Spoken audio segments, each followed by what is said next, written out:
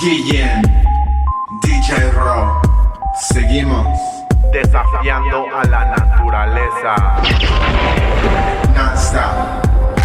Sin necesidades ni dificultades, me levanto temprano en la mañana a crear estas pistas mortales. No es la necesidad lo que me atrae a los combates, es la adrenalina de poner mi perspectiva al aire, lo que me hace desafiante, egocentrista y arrogante. No presumo de ser un gran cantante, se los dejo a su criterio mientras yo sigo adelante, buscando nuevos contrincantes que se salgan del contexto. ¿Cómo te suena esto? Incomodante hacia tu concepto, a incomodarte es a lo que vine, porque así yo me entretengo. Yo sé que muchos aspiran a ser buenos, pero del dicho al hecho hay un largo trecho. Por eso yo no me detengo a perder el tiempo en pláticas irrelevantes, como lo hacen muchos raperos. ¿De qué sirve platicarlo si no lo están haciendo mejor?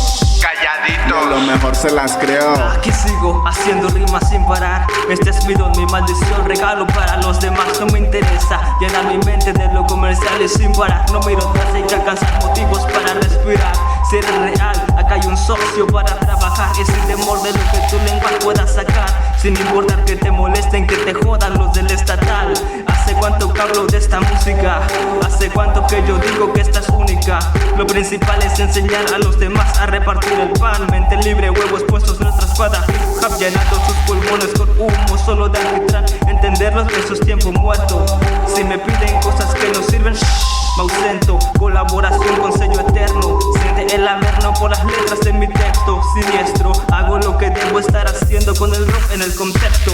Rimas callejeras y música de protesta, música de paz y rimas para darte guerra. Dile que el que mucho abarca poco aprieta, y que no es lo mismo estar blasfemando. Aquí pene real en la libreta, tú sabes, punto por punto, letra por letra. Aquí les traigo otra muestra de lo que se está edificando. Con base fundamental lo estoy elaborando, estructura fija construida por mis propias manos. O dime si es mentira que este beat te está gustando. Nada más para justificar que otra vez sin mucho esfuerzo lo he logrado.